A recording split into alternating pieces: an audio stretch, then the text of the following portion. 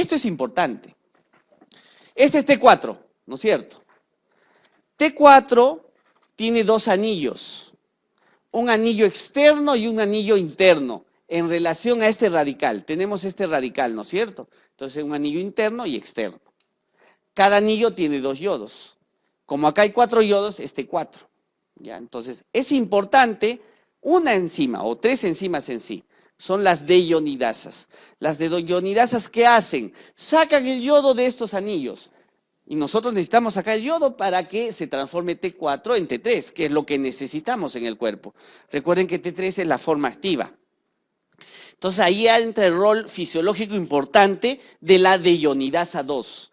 La deionidasa 2 es una deionidasa de anillo externo. ¿Qué quiere decir? Saca yodo de acá o de acá nada más. Por lo tanto, transforma T4 en T3. ¿Ya? Esa es la hormona, esa es la enzima fisiológicamente más importante. En cambio, hay una D3. La D3 es una deionidasa de anillo interno. Saca yodos de estos lugares. Por lo tanto, no forma T3. Forma otra molécula parecida, ¿no? Pero el yodo no está en otro sitio. ¿Cómo se llama esta molécula? T3 reversa. ¿Tiene efecto fisiológico la T3 reversa? No. No funciona, es más, regresa a la glándula tiroidea, es degradada para captar ese yodo de nuevo y producir una nueva hormona tiroidea. ¿Ya? Entonces, esta no tiene efecto fisiológico. Ahora, si quiero seguir degradando esto, interviene pues D3 o D1 y sacan más yodos y tengo T2 que no funciona tampoco. Entonces, recuerden, esto es lo más importante. Ahora, las deionidasas, ¿dónde están? Están en las células, pues en la membrana. Entonces, llega T4 y la célula que necesita hormona tiroidea, ahí mismo usa la deionidasa y transforma T4 a T3. Hay una patología en la cual tenemos más de 3. Por lo tanto, si tengo más de 3, ¿qué voy a tener? Más T3 reversa. O sea, no tengo efecto fisiológico, por lo tanto voy a hacer clínica de hipotiroidismo. ¿Cómo se llama esa enfermedad o ese síndrome? Es el síndrome del eutiroideo enfermo. Una patología en la cual la glándula está bien, la hipófisis está bien. El problema es la transformación periférica de T4 a T3. No se transforma de T4 a T3, sino T4 a T3 reversa. ¿Qué hace posible que en el cuerpo tenga más deionidasa 3? Interleuquinas, diversas interleuquinas y citoquinas. Y eso se da sobre todo en enfermedades graves. Digamos, tengo una sepsis, estoy en coma, en UCI. En ese momento el cuerpo se disregula. Tenía más de 2, pero ahora voy a tener más de 3. ¿Y qué voy a hacer? Eutiroideo enfermo en ese caso. ¿Ya? Así explicamos pues ese eutiroideo enfermo por tener más deionidasa 3. Esto es el efecto Bolshakov, nada más para recalcar. A mayor dosis de yodo en el cuerpo, de yoduro, yodo, la captación y la organificación van a ir bajando. ¿Ya? No confundir con el efecto Jod-Basedow. El efecto Jod-Basedow es algo patológico, no es un efecto fisiológico como este. ¿Qué es el efecto Jod-Basedow? Es una glándula ya enferma, es una glándula que no tenía yodo, ¿ya? Y se había hipertrofiado, o sea, hay bocio. Y ahí está así, hipertrofiada.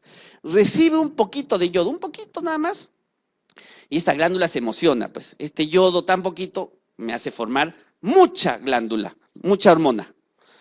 ¿Y qué hago? Hipertiroidismo. O sea, una glándula sin yodo recibe un poco de yodo y hace hipertiroidismo. Eso es patológico. El efecto de Jod-Basedow.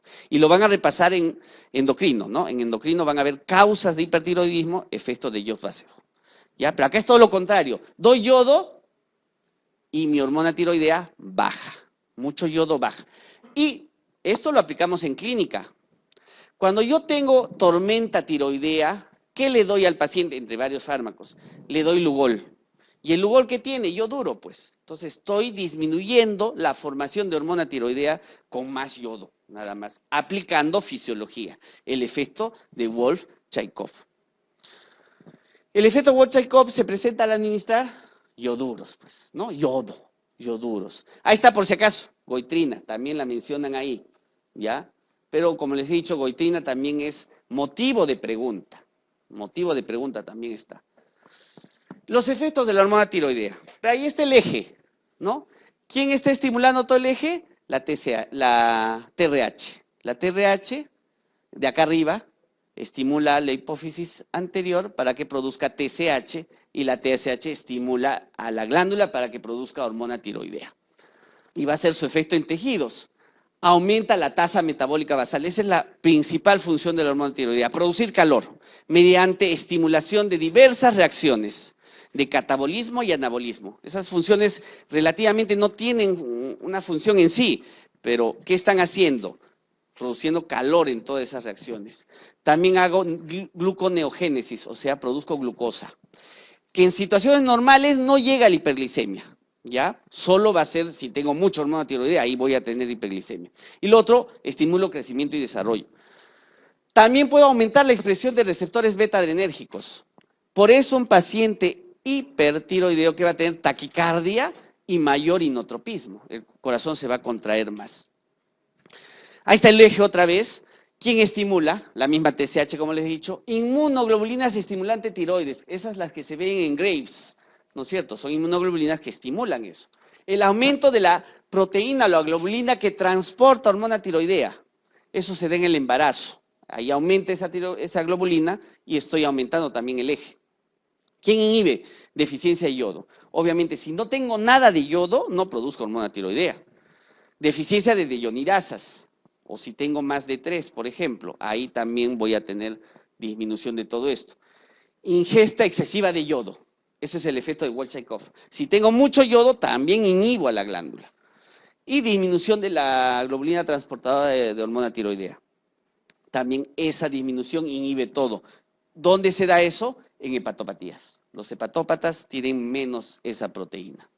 Vamos a ir a otro grupo de hormonas. Vamos a hablar una a una, pero lo que quiero mostrar en este gráfico es que todas estas hormonas se originan del mismo árbol. ¿Cuál es? El colesterol.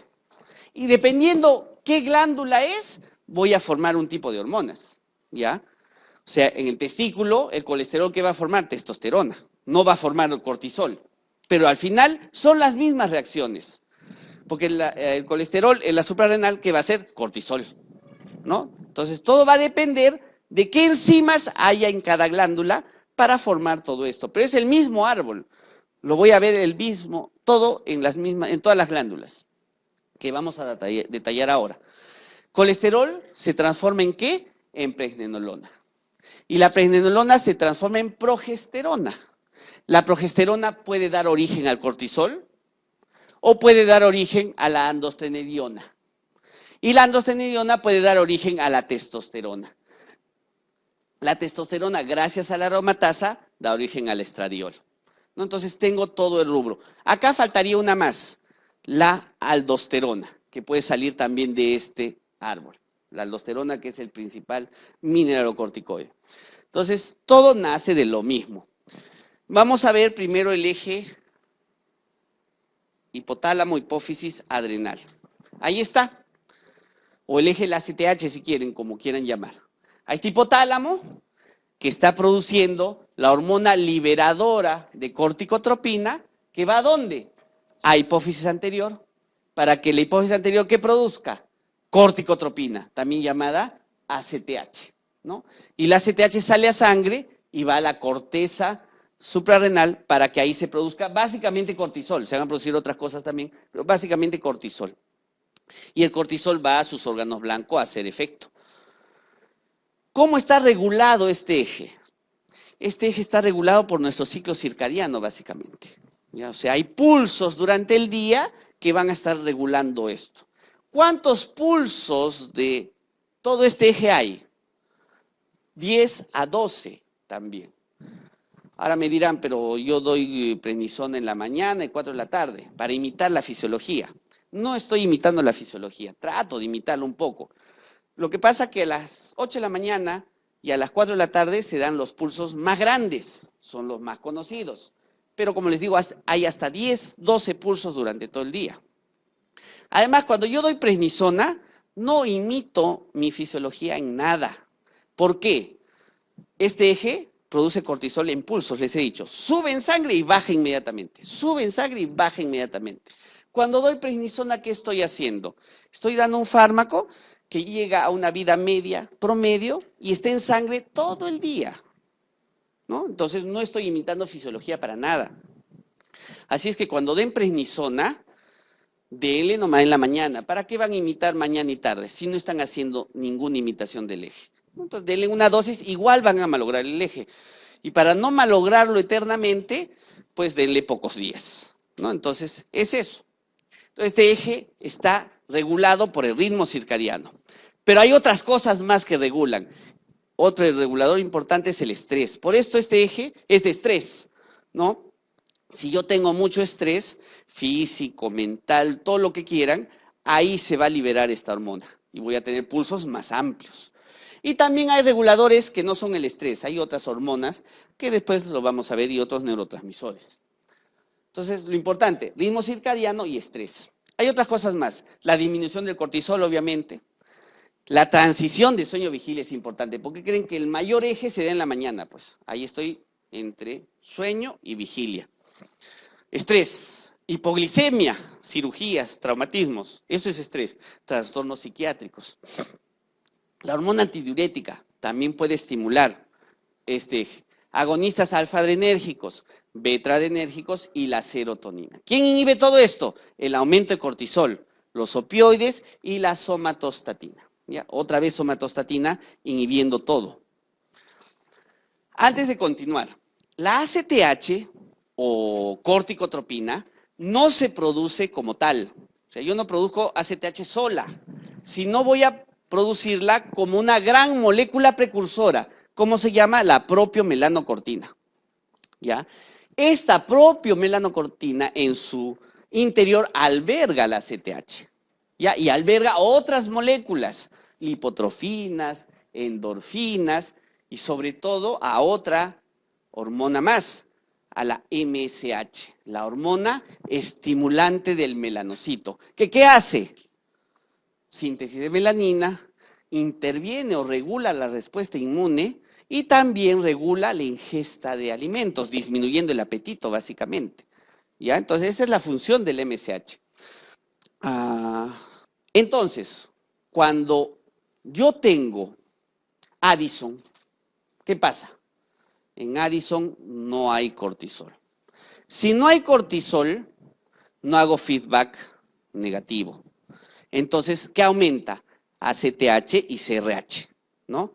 Pero les hemos dicho, la ACTH no se produce como tal, se va a producir como esta molécula. Entonces, lo que aumenta en sí es la propia melanocortina para que aumente la ACTH.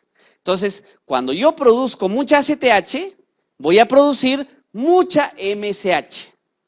Y al final mi paciente, ¿cómo va a estar? Hiperpigmentado, ¿no? Entonces, ahí tengo el porqué de la hiperpigmentación en los pacientes con Addison.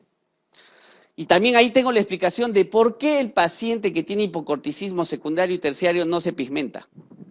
Porque ahí no hay producción de ACTH simplemente, pues. El problema está acá arriba. Si no hay producción de ACTH, no hay tampoco MSH. Entonces ese paciente no está hiperpigmentado. Es una forma de diferenciar el hipocorticismo primario del secundario y el terciario. El primario se hiperpigmenta, el secundario y terciario no tienen hiperpigmentación. Ahí está, nuestro órgano blanco pues del ACTH, que es la corteza suprarrenal. Pero antes de ver la corteza hay algo adentro, la médula, ¿no? La médula que produce, para evitar complicaciones, produce adrenalina. ¿Y quién regula la médula? No el eje, el eje hipotálamo hipófisis no lo regula. ¿Quién regula la médula? El simpático. Ya, o sea, tiene otra regulación. La médula está por simpático. En cambio, la corteza sí es regulada por el eje hipotálamo hipófisis adrenal. Pero hay un regulador más. ¿Quién regula la corteza? Sobre todo la capa glomerular. ¿Quién? El eje renina, angiotensina, aldosterona. Ahí se produce la aldosterona. Entonces, esa capa también puede ser regulada por otro eje más. ¿Ya? Ahí está la corteza. Acá está la corteza. Hay 3 capas en esa corteza. La zona glomerular, la zona fascicular y la zona reticular. Para pregunta de examen. La zona glomerular, ¿qué produce? aldosterona, ¿ya? Y esa capa estaba regulada, además que por la hipófisis hipotálamo, por el eje renina-angiotensina-aldosterona. Después tenemos la zona fascicular reticular, que ¿qué producen? Dos cosas, cortisol y andrógenos. Recuerden que el 10% de los andrógenos del cuerpo son producidos en la suprarrenal.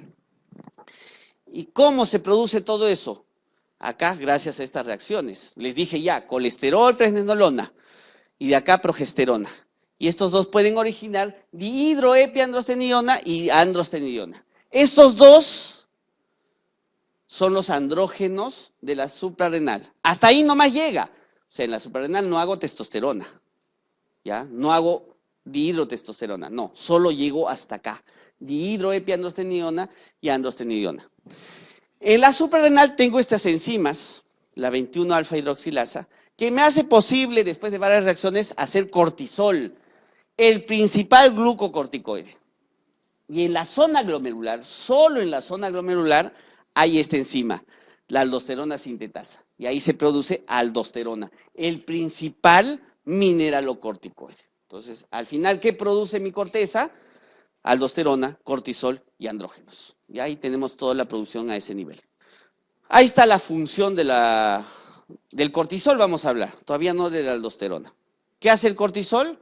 Va al sistema inmune y lo regula, disminuyendo la respuesta inmune.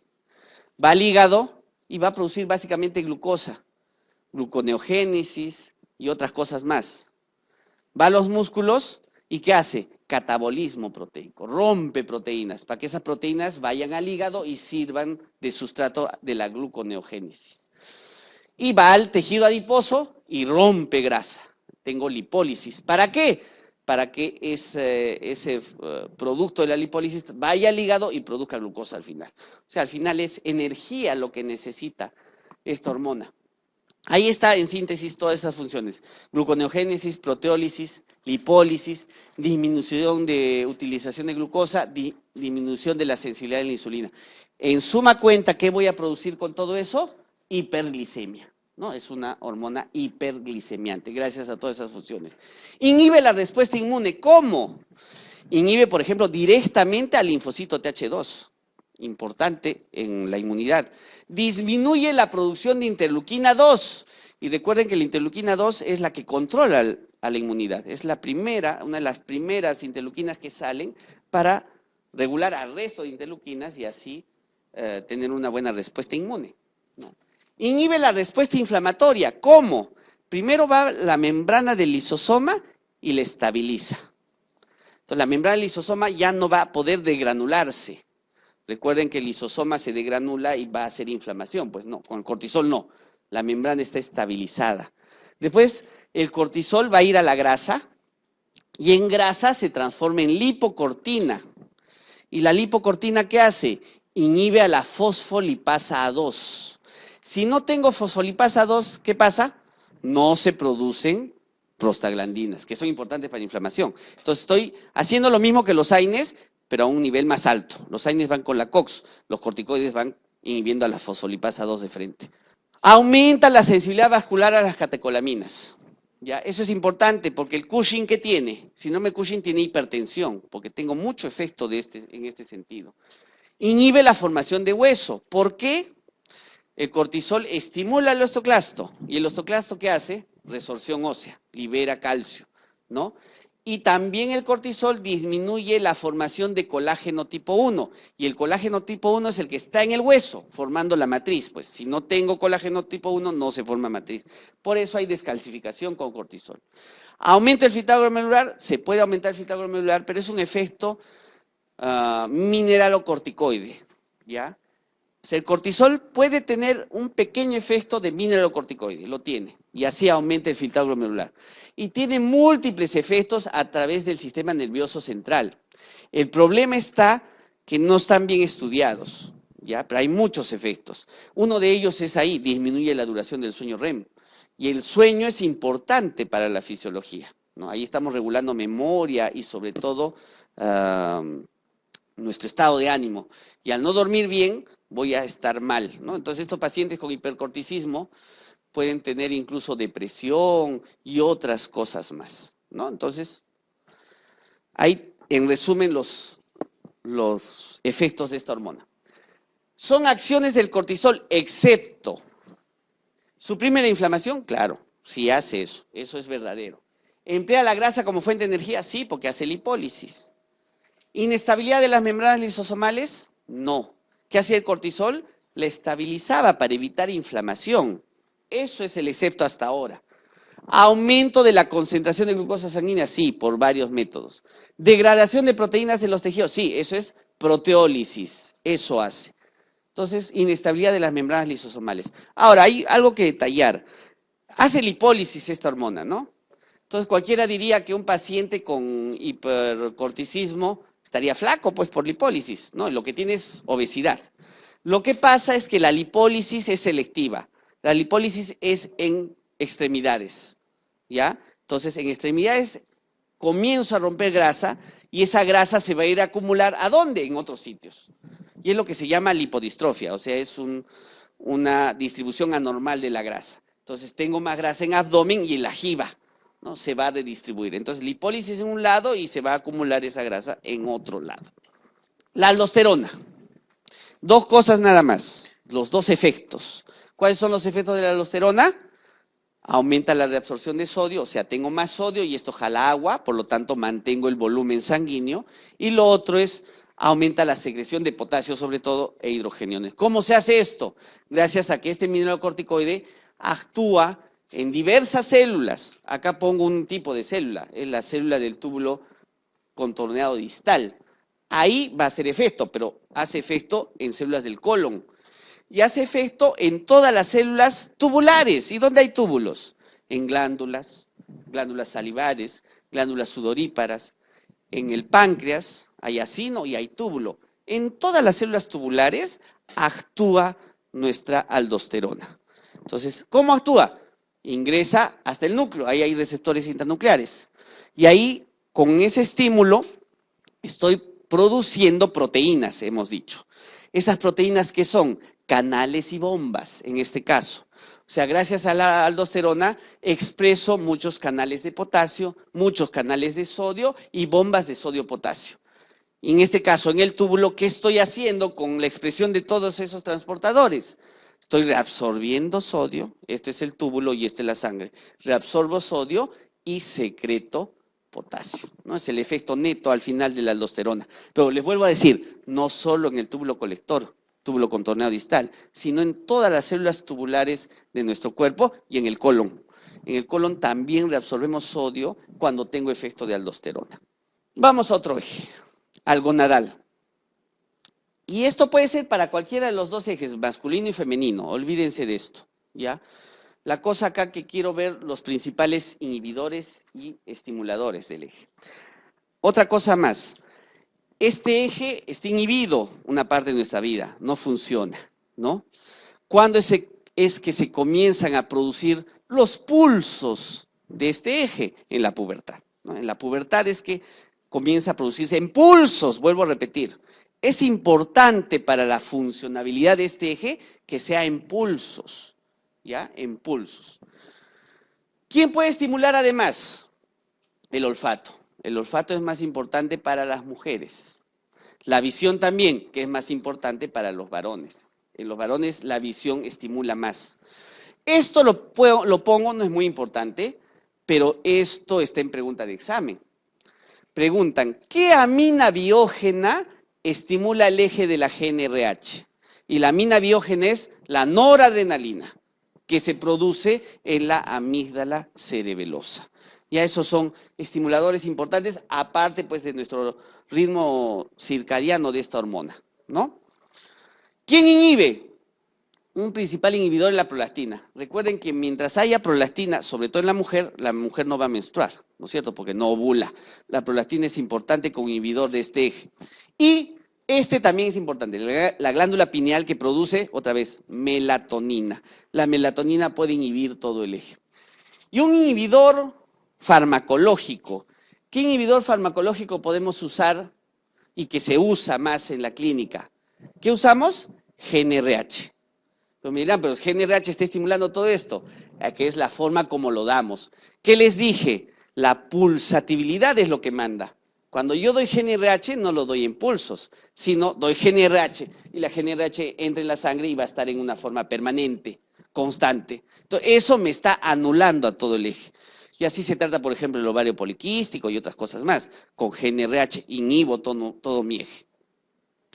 Ahora sí, esto es eje masculino. Lo que queremos detallar acá es el blanco de nuestras dos hormonas, en este caso LH y FSH. LH, ¿dónde va? Al testículo, a las células de Leydig. Y en las células de Leydig se produce testosterona. Recuerden la mnemotecnia, L con L, LH con Leydig, ¿no? Y se produce testosterona. La FSH va también al testículo, pero otro es su blanco. ¿Cuál es el blanco? La célula de Sertoli. Entonces, esta célula Sertoli tiene varias funciones, son importantes para pregunta de examen también. La principal función de la célula de Sertoli es mantener la espermatogénesis. O sea, da los nutrientes, da los estímulos necesarios para la espermatogénesis. Y sale el espermatozoide maduro a los túbulos gracias a esta célula de Sertoli. La segunda función, que es pregunta de examen, es producir inhibina. ¿Y la inhibina qué hace? Hace un efecto de feedback negativo para que ya no se produzca FSH. ¿Ya? Después, la célula de Sertoli produce también esta proteína. Es la proteína que se fija o que se une a andrógenos. Es la molécula transportadora de andrógenos. Y por último, la otra función de la célula de Sertoli es conformar la barrera hematotesticular. Recuerden que el espermatozoide no puede estar expuesto a los componentes inmunes de la sangre. ¿Por qué? Inmediatamente hacen que se forme anticuerpos. Ya recuerden, por ejemplo, parotiditis. ¿Qué pasa en parotiditis? Inflamación en parótida y también de testículo. Y en esa inflamación la barrera hematotesticular se rompe. ¿Y qué tienen los pacientes con parotiditis? Van a tener infertilidad por creación de estos anticuerpos. Entonces, las células de Sertoli está creando un santuario, una reserva para que el espermatozoide se produzca y no esté expuesto a las células inmunes. Entonces, esas son las 4 funciones. Y acá las detallamos. Células de Sertoli, ¿qué hacen? Espermatogénesis, producen inhibina, producen proteína transportadora de andrógenos y conforman la barrera hematotesticular. Y células de Leydig producen testosterona. Pregunta, en los varones, ¿cuáles son las células que producen inhibina? ¿Las células de Ito? No. La célula de Ito, ¿dónde está? Se los dije en gastro. Está en el espacio de Dice. Es la célula estrellada. ¿Ya? Y esa célula estrellada o célula de Ito en cirrosis se transformaba en un fibroblasto y que producía fibrina, ¿no es cierto? ¿Ya? En cirrosis es su función. Por mientras, en el espacio de Dice normal, en un paciente, en una persona normal, ¿qué hace la célula de Ito? Produce grasa, es una célula lipofílica, nada más.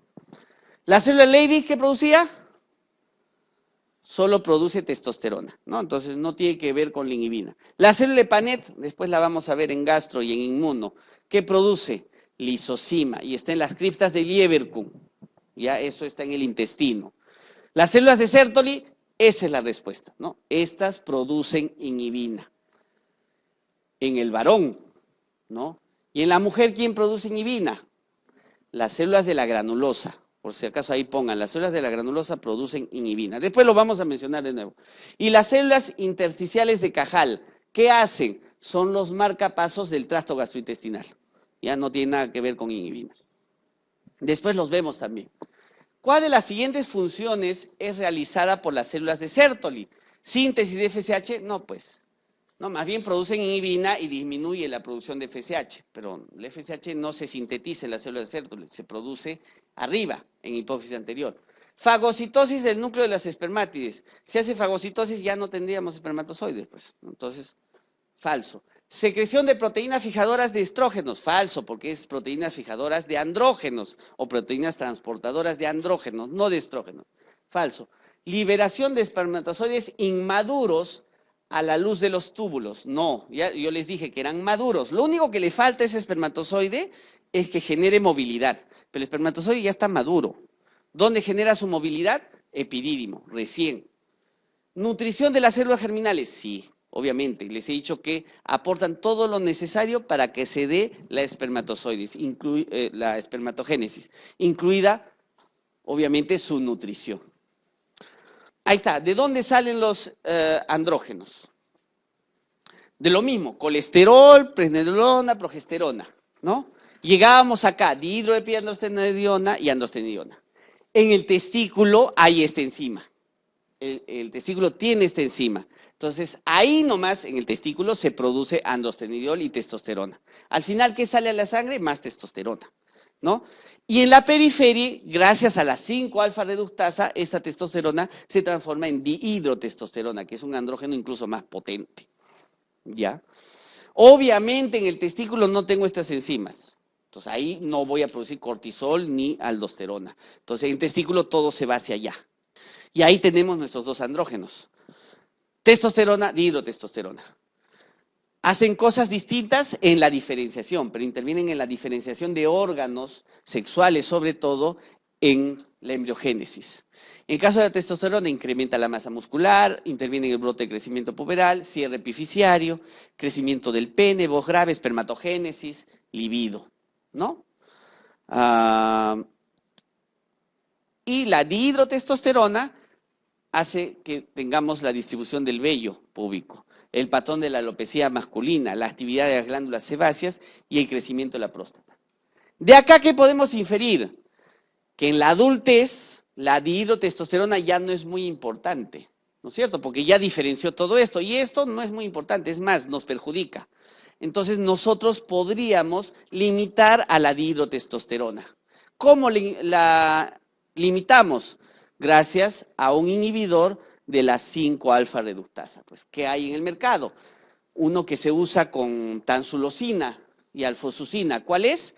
El dudasteride. ¿No? El dudasteride es un inhibidor de esta 5-alfa-reductasa. Entonces ya no hay dihidrotestosterona, ya no hay crecimiento de próstata, ¿no? Y para la alopecia antes se usaba también pues el finasteride, ¿no? El finasteride que también es inhibidor de la 5-alfa-reductasa. Mujer, esto es en la mujer. Si vimos que en el varón las células blanco, ¿cuáles eran? Células de Sertoli y células de Leydig. Acá hay otra célula blanco, otras células blanco. Estas células están en el folículo ovárico. El folículo ovárico, en la próxima clase vamos a verlo en un gráfico. El folículo ovárico es una serie de células, ¿no? Que están envueltas por una teca externa y una teca interna, ¿no? Están envueltas por eso. Debajo de la teca que están las células de la granulosa. Y debajo de la célula de la granulosa que está, el óvulo. O sea, el óvulo está bien protegido en todo ese folículo. El blanco de las hormonas estas en la mujer es, pues, entonces las células de la teca y las células de la granulosa. Y acá lo tenemos. ¿Dónde va LH? LH va a las células de la teca. ¿Y las células de la teca qué producen? Andrógenos. Pónganle algo más ahí que no está. Un poco incompleto, progestágenos. O sea, en la célula de la teca se producen esos dos. Recuerden, pues, ¿de dónde sale andrógeno? De progestágeno. Antes tiene que haber progestágeno y después andrógeno, ¿no? Entonces, ahí viene célula de la teca, ¿ya? Célula de la teca. ¿Y para qué necesitamos, o para qué la mujer necesita andrógeno? Que ese andrógeno se va a transformar en estrógeno. Ese andrógeno va a ir a la célula de la granulosa y ahí se va a producir el estrógeno, pero por estímulo de FSH. Entonces la FSH va a su blanco, que es la célula de la granulosa, y la célula de la granulosa produce estrógeno. Y les dije ya, nos adelantábamos, ¿quién de estas dos producía inhibina? La célula de la granulosa, ¿ya? Que es el equivalente, pues, en todo caso, a la célula de Sertoli en este caso, ¿no? Entonces, hay que hacer ese paralelo, ¿ya? Con células de Sertoli y de Leydig.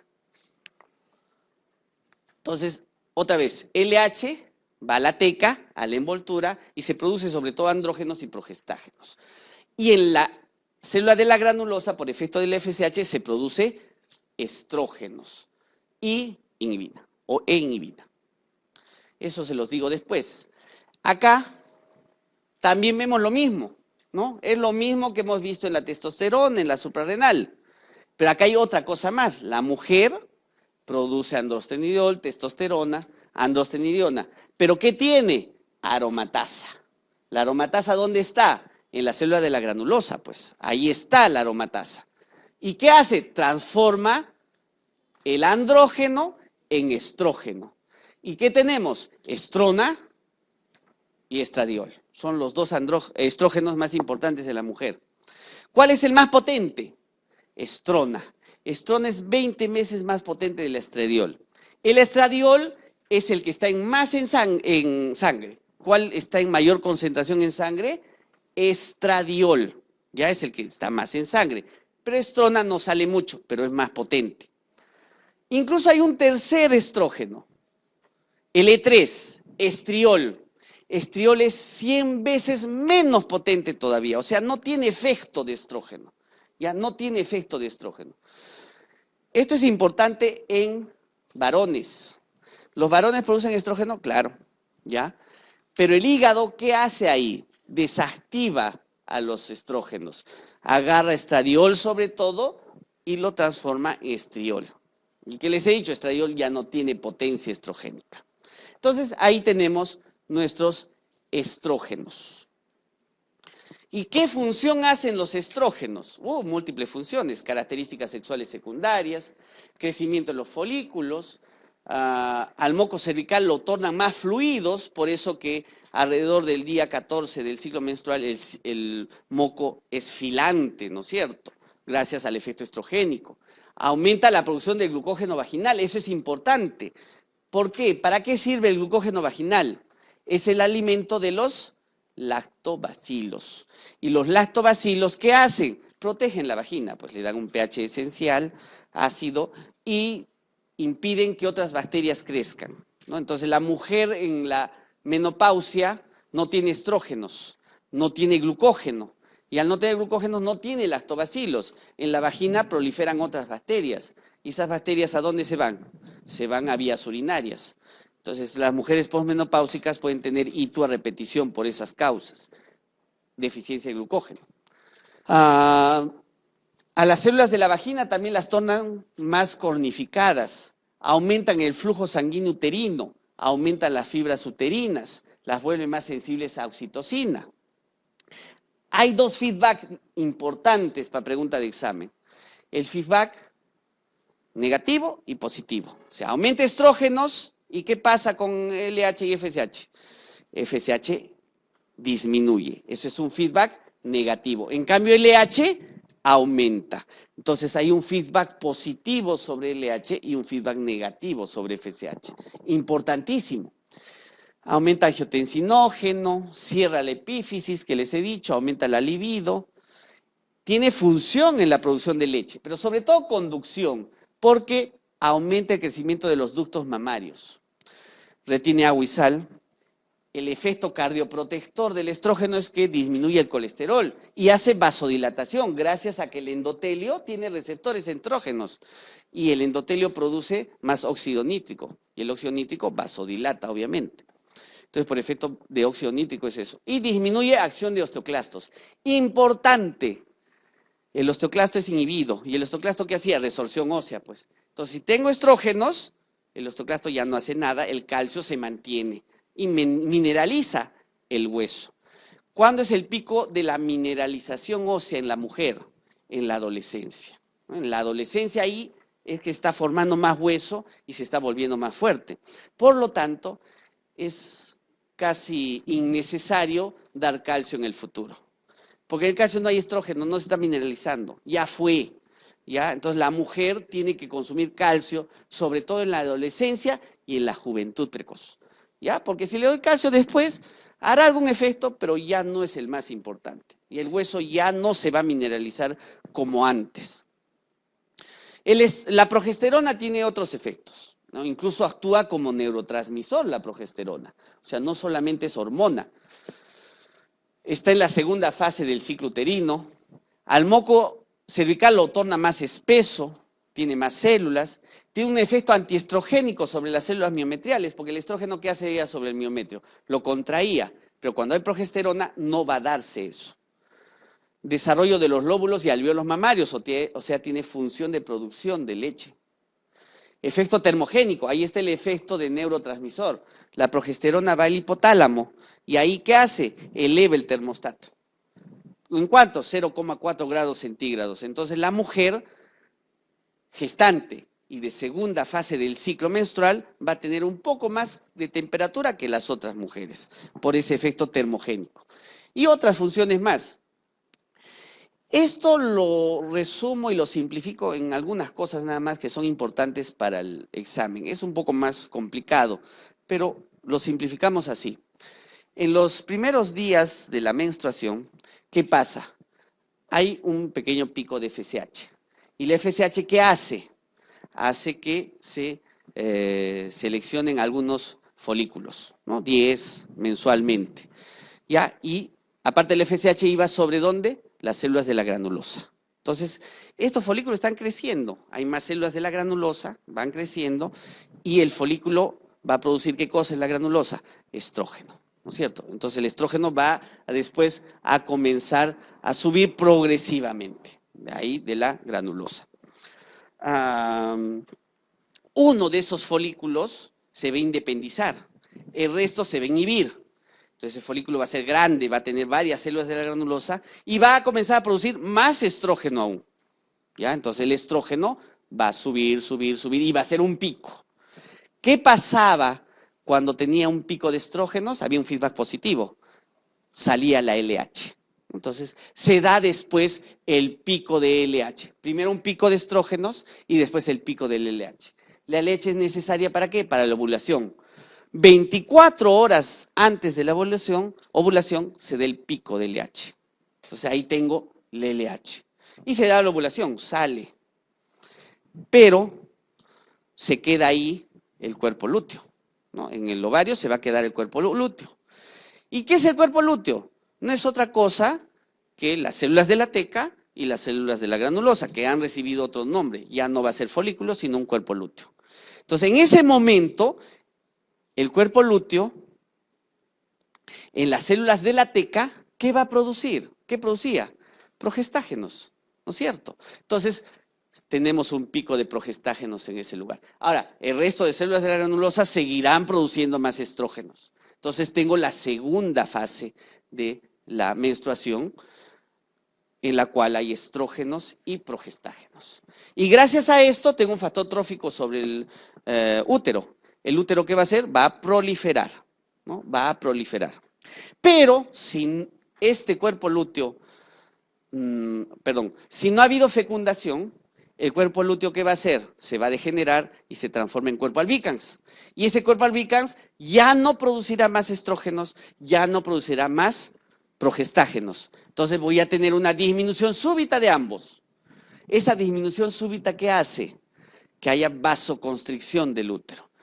Y al haber vasoconstricción, todo el útero que había proliferado se descama, se necrosa y sale y vamos a tener la nueva menstruación para comenzar de nuevo, ¿no? Entonces, acá hay que detallar algo importante, el pico de estrógenos, que va a ocasionar un pico de LH. Lo recomiendo porque se pregunta examen.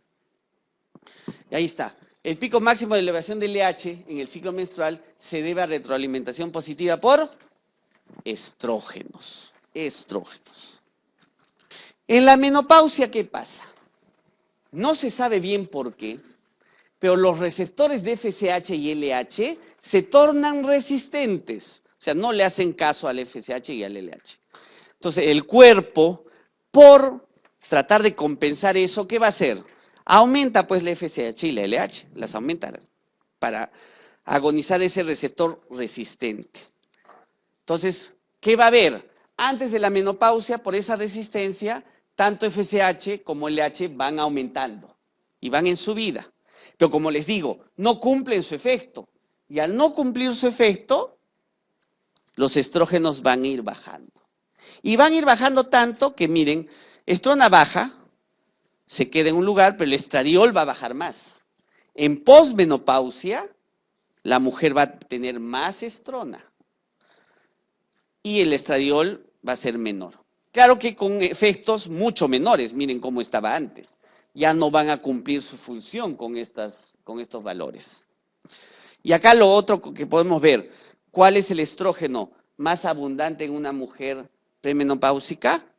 El estradiol, ¿no? Eso se ve acá. Ahora, en la posmenopausia, el FSH va a seguir subiendo y va a llegar un momento en que se va a estabilizar. LH va a subir, pero va a haber un momento en que va a comenzar a bajar y se va a estabilizar. ¿Qué tengo en posmenopausia, por lo tanto? Una inversión de la relación FSH-LH. Ya, eso es una característica de la posmenopausia. Indique qué hormona se eleva precozmente antes de la menopausia. Dos hormonas se elevaban, ¿no? FSH y LH. Acá, ¿cuál está? FSH. ¿Y qué pasa si me ponen LH también ahí? ¿Cuál marco? Sigo marcando FSH, ¿ya? Porque es la más precoz de esas dos, ¿ya? Por si acaso, si nos ponen al LH, pero las dos son las que aumentan. Hormonas también se producen en la placenta, ¿ya? Porque en la gestación, ¿qué pasa? ¿Qué pasa en la gestación? Les dije que la prolactina aumentaba. ¿Y la prolactina qué hace? Inhibe el eje de la GnRH. Entonces, ¿de dónde saca la mujer esos estrógenos y esos andrógenos? Los va a sacar de la placenta, básicamente. Estrógenos y progestágenos. Entonces, la placenta cumple un rol endocrino importante en ese lugar, en este momento, que es el embarazo. Ahí tenemos todas las hormonas placentarias, y hay algunas más, ¿no? La relaxina, por ejemplo, y otras. Pero acá tenemos estas.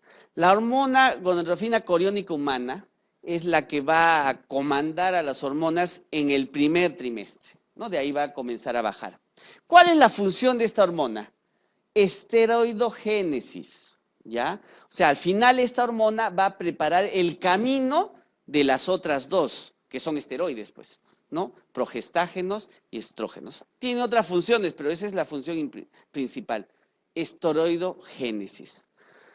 En la segunda mitad o los 2/3 finales del embarazo predominan pues progestágenos y estrógenos.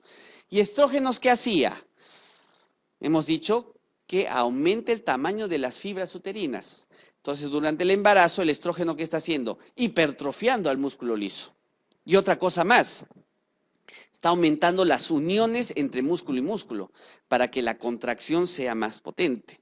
Eso va pasando en el embarazo.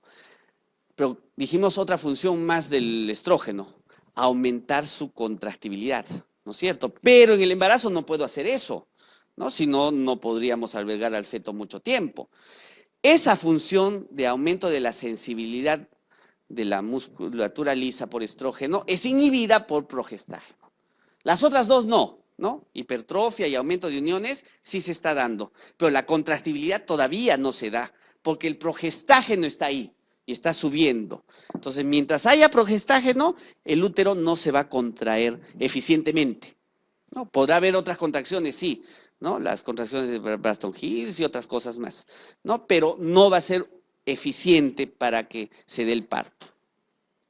Entonces, llega un momento adecuado, más o menos a las 40 semanas, en que la progesterona cae súbitamente, asociado a un pico de estrógeno. ¿Qué pasa? El estrógeno ya no tiene su limitante y hace lo que quiere, y eso va a hacer que se inicien las contracciones, ahora sí, fuertes, junto con oxitocina, y se da el momento del parto. Entonces, ¿qué determina el momento del parto? Un pico de estrógeno asociado a la caída súbita de progesterona.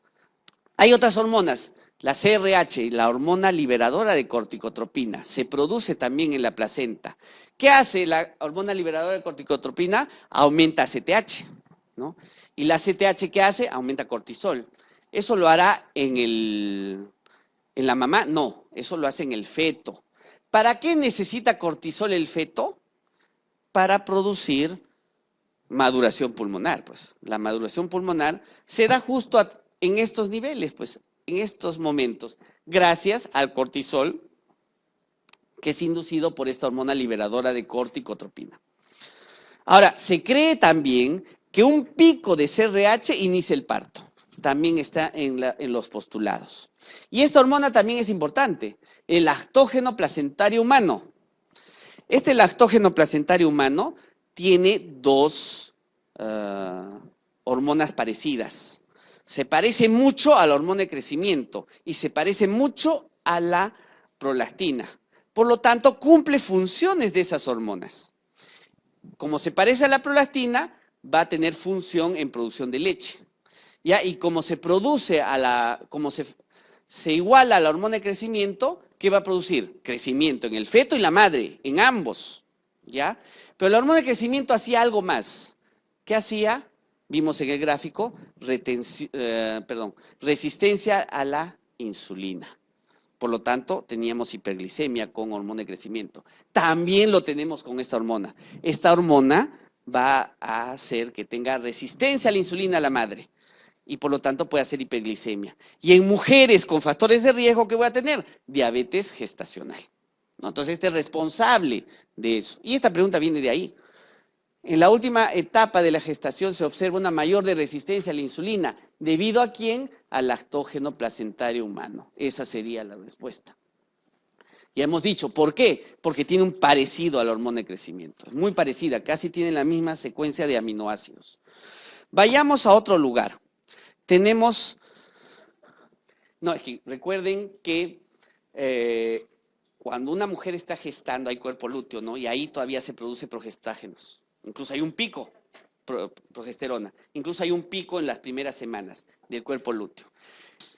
Cuando se dedica ya a la placenta, es más o menos en el segundo trimestre, o sea, 12, 14 semanas, ahí es que la placenta ya comanda el control completo de eso.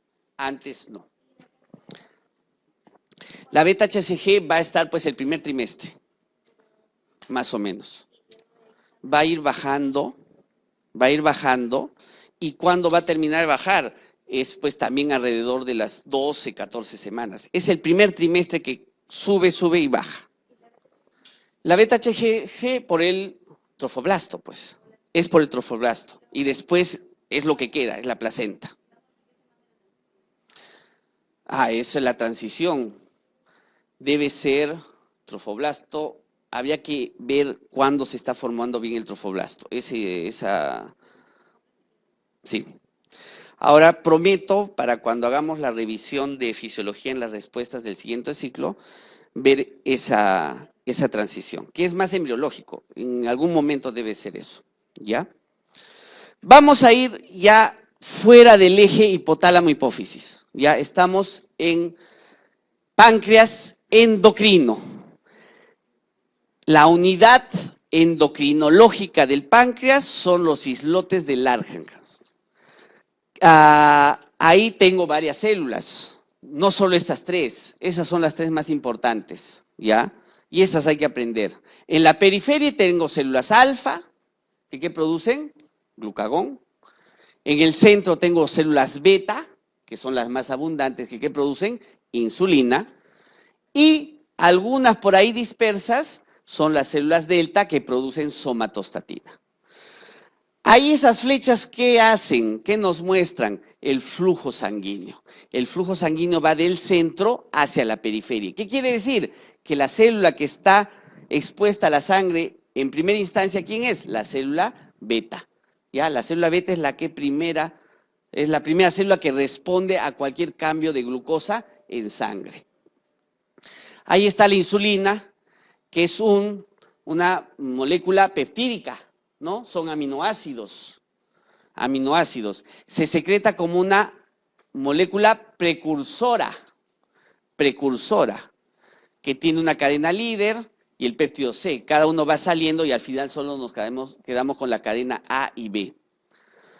Funciones. ¿Quién es el principal regulador de la insulina? La glucosa. La glucosa sube y eso estimula a la insulina. Sale la insulina y ¿qué hace? Va a los adipocitos y el músculo aumentando la recaptación de glucosa a través de la expresión del GLUT4. ¿No? El GLUT4 está ahí y el GLUT4 hace pasar toda la glucosa. Y le dice al hígado que no produzca glucosa, pues, inhibiendo la neoglucogénesis, la glucogenólisis. Entonces, gracias a esos efectos, la glucosa va bajando. Y ahí está el receptor de insulina, ¿no? Ya lo vimos. Estimula la tirosina quinasa y Gracias a eso, aumentamos el transporte de glucosa, el GLUT4, síntesis de proteínas, síntesis de grasas, síntesis de glucosa, o sea, formación de glucógeno. Al final, esta hormona es ahorradora, porque está construye proteínas, construye glucógeno, construye grasas, y todo lo guarda. Por eso es una molécula ahorradora. Eso podemos pasar. Miren, acá tenemos, y hemos visto, el principal estimulador es el aumento de glucosa, hemos dicho, pero también puede estimular el aumento de aminoácidos. También puede estimular el aumento del tono parasimpático. Y también estimulan, y esto reservemos para después, péptidos que son insulinotrópicos. Son péptidos que obedecen al efecto incretina. Guardemos ese concepto, el efecto incretina, para después, que lo vamos a ver ahí. ¿Y quién inhibe todo esto? El efecto del simpático y la epinefrina. O sea, el simpático y la epinefrina inhiben a la producción de insulina. ¿Ya? Esto hay que detallar. ¿Qué se ve acá? Es una célula beta. ¿Ya? La célula beta produce insulina. ¿Cómo se produce la insulina? Se produce cuando la membrana se despolariza. Se despolariza la membrana y se abren canales voltaje dependientes de calcio. Entonces el calcio comienza a entrar y ese calcio hace que las vesículas de insulina se salgan. ¿Ya? La despolarización entonces es lo que hace que salga la insulina. Entonces, ¿cómo se despolariza? Ahí está el kit del asunto. ¿Cómo se despolariza esta célula? Porque ¿quién mantiene polarizada esta célula? Toda la célula se mantiene polarizada gracias a los canales de potasio. El potasio está saliendo y deja negativo al interior. Reposo, ¿no es cierto? Entonces, el kit del asunto está en la despolarización. ¿Cuál es el estímulo para la liberación de insulina? El aumento de glucosa. Entonces, ahí está importante. La glucosa aumenta en sangre y se introduce a la célula beta, gracias al GLUT2. Y el GLUT2 es un limitante importante, porque el GLUT2 no es como el GLUT4. El GLUT4 hace pasar glucosa, no importa qué cantidad de glucosa hay. Si hay poquito, pasa. Si hay mucho, pasa. El GLUT2 solo hace pasar glucosa cuando hay mucha glucosa. ¿Ya? Entonces, por eso, el exceso de glucosa hace que la glucosa recién entre a esa célula. ¿Y qué hace la glucosa en esta célula? Lo mismo que en todas las células, producir ATP, ¿no? Entonces, el ATP, ¿qué hace? Hace que este canal se cierre. Pues lo pongo en negativo. El canal de potasio se cierra. Si se cierra el canal de potasio, ¿qué va a pasar? Las cargas positivas dejan de salir. Entonces, el interior se torna positivo. Entonces, ahí se está despolarizando la membrana. La membrana se despolariza. ¿Y qué habíamos dicho? ¿Qué pasa cuando se despolariza la membrana? Entra calcio y el calcio libera la insulina. ¿Ya? Entonces, ahí es importante eso. Las tiacidas, ¿hay alguna pregunta que les ha venido en su simulacro? Las tiacidas pueden producir hiperglicemia. Tienen un efecto diabetogénico. ¿Cómo? Disminuyen la producción de insulina, abriendo más este canal. Y si abro el canal, el potasio sale y la membrana se mantiene polarizada. Y si se mantiene polarizada, no sale insulina, pues. ¿Ya? Entonces, eso es importante ahí. La insulina es una hormona asociada a la abundancia de energía. Entre sus funciones que destaca: facilita la liberación de ácidos grasos del tejido adiposo. Falso, porque más bien tiene función antilipolítica, ¿no es cierto? Eso es falso. Estimula el catabolismo proteico. Falso, porque más bien sintetiza proteínas, ¿no? Construye proteínas. Eso es falso. Facilita la entrada de aminoácidos y glucosa al músculo esquelético. Sobre todo glucosa, también aminoácidos, ¿ya? También aminoácidos. Esta puede ser. ¿Es una glucoproteína? ¿Quiénes eran las glucoproteínas de las hormonas? FSH, LH y TSH. Lo mostré bien ahí, ¿no? Esta son aminoácidos, aminoácidos, aminoácidos, aminoácidos. Solo es polipeptídica, entonces no es glucoproteína.